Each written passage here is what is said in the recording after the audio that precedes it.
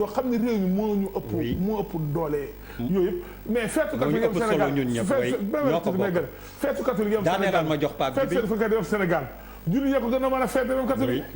waaw loolu moom dëgg 31 décembre rek 24 décembre julli yee ko li ci julli ñi feetu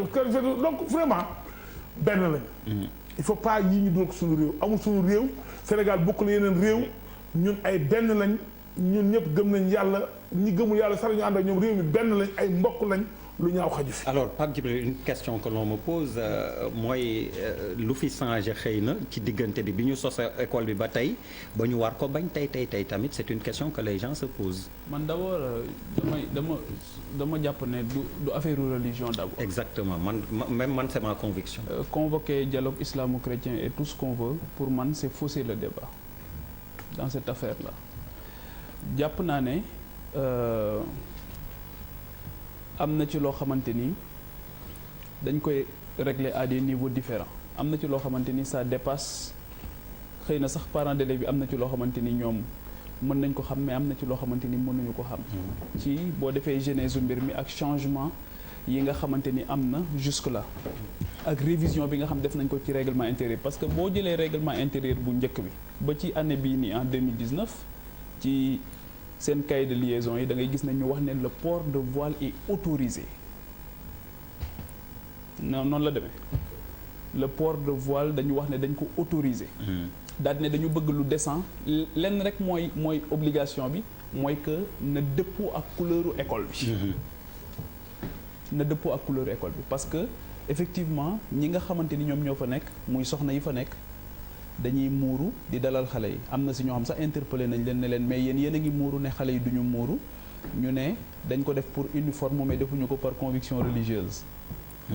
c'est des contradictions yoo xamante ni mën nañ ko entretenir mais li ma bëgg a wax mooy lan moo indi te question boobu moom lay laaj mooy lan moo indi ñu ne xëy rek ne dañuy réviser le règlement intérieur de l'école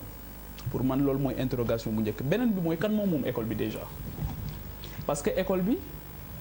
association des établissements français de l'étranger en Charles foofu la bokk école bi foofu la bokk te la France a arrêté de subventionner cette école-là ba tax les parents d'élèves ñu relever seen frais de scolarité yi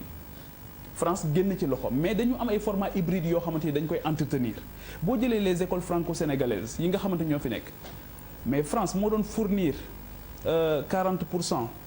du personnel Sénégal fournit 60% ñu xëy France ne li mu doon ci def mënatu ko léegi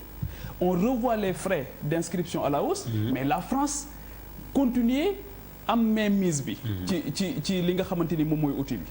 ba ci le dernier recrutement bu jëlee les écoles franco-sénégalaises des agents sénégalais qui doivent travailler au niveau de ces écoles franco-sénégalaises xam nga fu ñu defee concours bi examen bi biir ambassade France donc je pense que dans cette affaire là am na ci ay ramifications yoo xam maîtriser wuñ ko trop et ça va au-delà loolu moo tax d'ailleurs sunu autorité am difficulté pour trancher ko parce que boo fàttalikoo bi mbir mi njëkkee jóg ministre bi def benn communiqué Pierre yaa ngi communiqué bi mun nga ko ministre bi def benn communiqué et ce Mhm. communiqué a été déchiré gars yi dañ ko chahuté après ci loo xamante ni jógewul ci église moo tax ma ne c'est pas une question de religion c'est-à-dire que léegi nag ñi nga xamante ni ñoo jiite institution Jeanne d'Arc tey mais lan moo leen may doole boobu ak fit boobu ba ñu sañ xëy di réviser le règlement intérieur parce que sur les 1700 élèves que compte l'institution Jeanne d'Arc aujourd'hui Sainte Jeanne d'Arc mais ça tourne autour de 30 personnes ñi nga xamante ni ñoom ñooy voilé ça tourne autour de 30 personnes te si 30 personnes yooyu ba année bii nga xamante ni dañu génn xale yooyu yëpp dañu leen décerner ay prix de bon comportement li olof naan lan moo fi ñor bañ koy màcc xaw ma oui donc pour man le débat fondamental mooy pourquoi l'autorité notamment le ministre de l'éducation nationale n'arrive pas à trancher cette affaire soxlawul ay conciliation ñu koy xëcc di ko yóbboog foofu le ministre nañu wax où se trouve le problème pourquoi aujourd'hui l'institution Sainte Jeanne d'Arc pense pouvoir défier la constitution et les lois du Sénégal ba ne dafay def loolu nga xamante ni pendant tout ce temps-là dans le cahier de liaison bi mujjee génn dañu dama leen wax ne ma ne leen c'est même une question de français parce que buñ ne coiffure la léegi mais coiffure coiffure ne veut pas dire une tête découverte nañ dem xool dictionnaire bi béret coiffure la voile coiffure la yooyu yëpp coiffure la donc encore une fois pour man il faut que ñu compose le débat sereinement mais ñu tranché ko. Charles tey dama am envie nommer la ambassadeur yow ak Bouba Ndour